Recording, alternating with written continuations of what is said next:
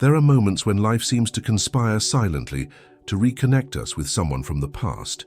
It's not merely longing or attachment, it's a deeper, almost inexplicable force that returns like the soul's insistent whisper. Something inside you senses that an unfinished cycle remains, an unrevealed truth, a connection beyond linear time. When this force reappears, many call it fate. But does fate truly wish to reunite you both? Or is it merely the unconscious repetition of unresolved patterns? In this video, we'll explore 3 revealing signs that this person's return may be more than coincidence. It may be a summons from the unconscious toward transformation, according to Carl Jung's depth psychology. If you feel there's something greater guiding this reunion, comment below. I trust in the wisdom of my unconscious. In Carl Jung's analytical psychology, intense and seemingly inevitable experiences in human relationships are often deeply tied to unconscious dynamics. When someone from your past returns to your life, or when you feel an inner impulse to return to that person, it's common for this to relate to archetypes and the process of individuation. The unconscious often manifests through projection. In this context, you may have projected unrecognized aspects of yourself onto the other, especially qualities associated with the animus or anima, the internal masculine and feminine archetypes present in each of us. That person may have embodied parts of you not yet integrated, and their return is in fact the call to bring those hidden parts closer. The shadow plays a crucial role here too. Jung teaches that everything we repress or fail to accept in ourselves tends to project into relationships, forging strong, often unconscious bonds. The sense of fate may be the psyche's push to revisit that relationship as a means to confront your own shadow and mature emotionally. The reunion may also represent a stage in the individuation process, the path to wholeness. Jung believed we become whole by integrating internal opposites. If that person symbolizes something missing or denied within you, their presence can function as a mirror for integrating essential contents.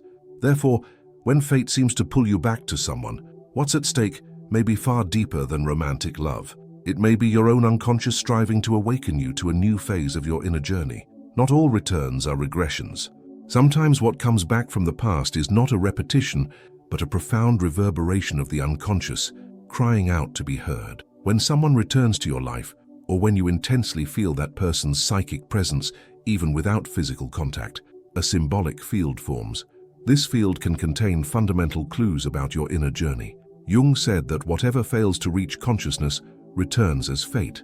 In that sense, fate may be the name we give to what we have yet to understand about ourselves, but which insists on manifesting through relationships. The unconscious communicates through images, symbols, dreams, and synchronicities. A recurring dream of someone from your past, an insistent memory that surfaces out of nowhere, an unexpected encounter. All of these can be symbolic expressions of unconscious content emerging. It's as if part of you is trying to reintegrate into the wholeness of your psyche, using that figure to do so. This return is not only of the other person, but of what they represent within you. Often, this person is the archetype of something greater, the animus or anima, the masculine or feminine archetype that needs internal development. Thus, the desire for reunion is not just with the other, but with what was left behind within yourself, a power, a sensitivity, a rejected part of the soul. In this context, the beloved figure's return is an external manifestation of an internal need for integration. It's important to note that this call doesn't necessarily mean the relationship should resume.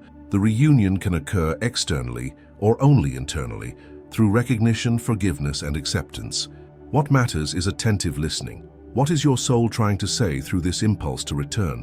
What does this figure represent in your life story? What remains incomplete in you that seeks this person as a mirror? Often we can only move forward in life when we look back not with regret but with awareness. The unconscious never forgets what the ego tries to abandon. Therefore, if something is pulling you back, it may not be a mistake, but an invitation to mature. The difference between repetition and reconnection lies in the consciousness with which you approach that past. If the return is unconscious, it can lead to repeating painful patterns, but if it's conscious, it can become a portal to transformation. This is the paradox of fate. It only fully unfolds when we cease being its victims and become its interpreters. Jung said that what we need to find often appears disguised as obstacle, pain, or longing. The return may be the soul saying, "There is still something here for you to understand." Instead of asking whether you should go back to that person, perhaps the deeper question is, what does this experience still have to reveal about me? When you listen sincerely, the reunion, whether internal or external, ceases to be an emotional prison and becomes a step toward wholeness. If the soul calls for a reunion, it's not to relive the past, but to rescue the part of itself left behind there. And only when that part is reintegrated does true fate begin to manifest, not as repetition but as evolution. When we feel drawn back to someone, it's essential to ask ourselves, am I attracted to this person or to what I projected onto them? From Jung's perspective, many of our relationships, especially the most intense, are built on unconscious projections, meaning psychic contents that belong to us, but we fail to recognize as our own. Instead, we deposit these qualities, desires, fears, and ideals onto the other, creating an illusion that seems real. These projections tend to be strongest when they involve the animus and anima, the inner masculine and feminine archetypes. Jung observed that when we don't develop these internal aspects, we seek them externally in people who seem to complete them. We project our own repressed sensitivity onto a woman or our unrecognized power onto a man. This creates a feeling of destiny, a magical connection, as if that person were born to complete us. But what they really did was awaken a part of us that lay dormant. Projection isn't negative in itself.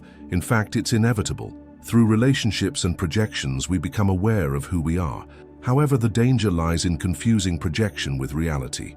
When that happens, we expect the other to behave according to what we projected, not who they truly are. Frustration becomes inevitable. Idealization shatters, and the relationship collapses. Thus, someone's return from the past may be another attempt by the unconscious to reveal this projection. What you feel as longing may actually be the absence of an aspect of yourself frozen in that relationship. Sometimes it's your own creative power, tenderness, courage, or freedom that you saw reflected in the other and haven't yet claimed as part of yourself. The moment projection begins to dissolve is profoundly unsettling. You start to see that the person wasn't what you imagined, but this is the most fertile point in the process. When illusion fades, the truth can emerge. Truth about the other, yes, but mainly about yourself. It's at this stage that love can become more authentic, more mature, or in some cases, it's when you realize that the bond existed only because of projection and that there's no longer any sense in persisting. Jung invites us to withdraw our projections and reclaim what's ours. This means identifying which qualities you saw in the other that you haven't yet integrated into yourself. When this reintegration occurs, any reunion, if it happens, will come from a new place, not from neediness or fantasy, but from wholeness. And if the reunion doesn't occur externally, at least internally, there will be liberation. Therefore, if you feel fate calling you back to someone, ask yourself, whom did I project onto this person? What did they activate in me that I haven't yet consciously claimed? The answer may not be simple, but it will be liberating. What we seek in another is in truth the forgotten part of ourselves. We can only truly love when we stop seeking salvation for our own gaps in another. And that is the moment when illusion gives way to truth, and the desire to return becomes a real step toward emotional maturity. Because what you're really seeing most of the time isn't the other, it's yourself, projected onto love's living screen. An invisible force often seems to guide many of our relationships almost inevitably. We live similar experiences with different people or with the same person at different times, repeating wounds and reenacting old pains, as if trapped in an unchangeable plot.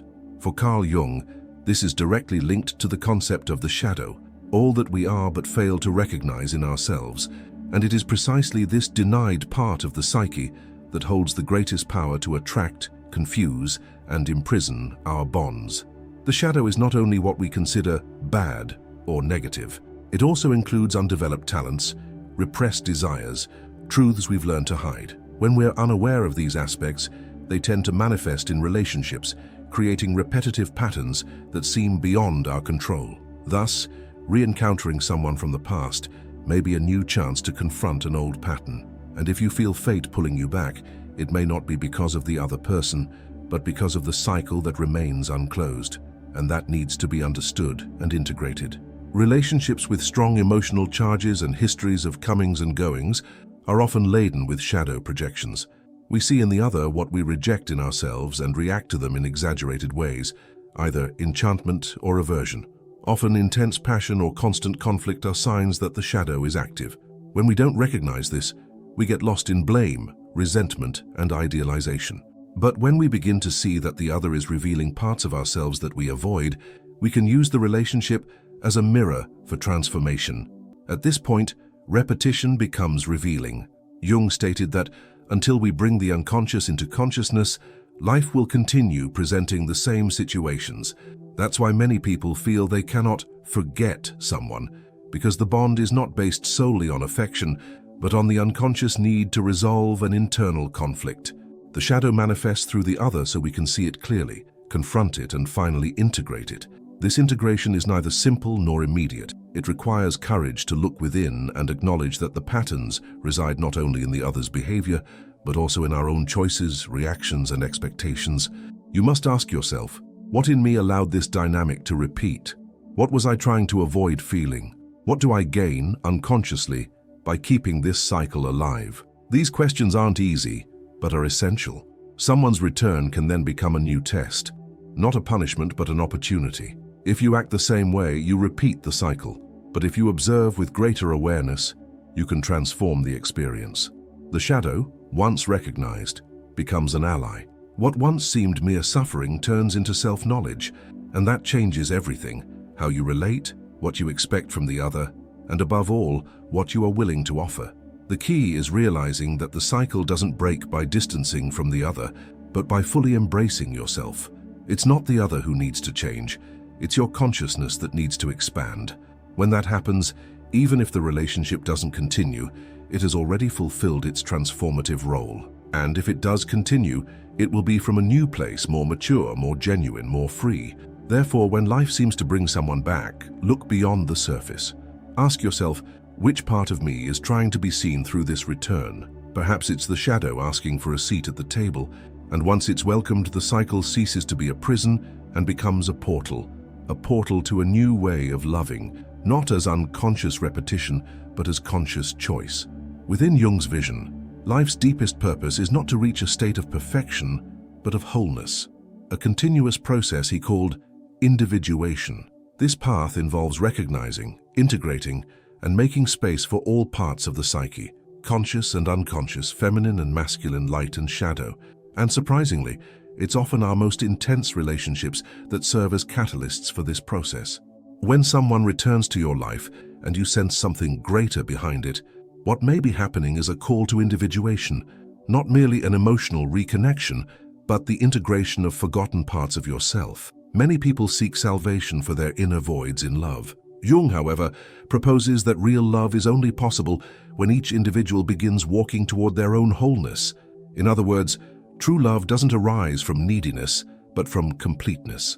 When you feel you need another to be whole, you remain bound to projection. But when you realize that the other can be a mirror, a journey companion, not a savior, love becomes more authentic, deeper.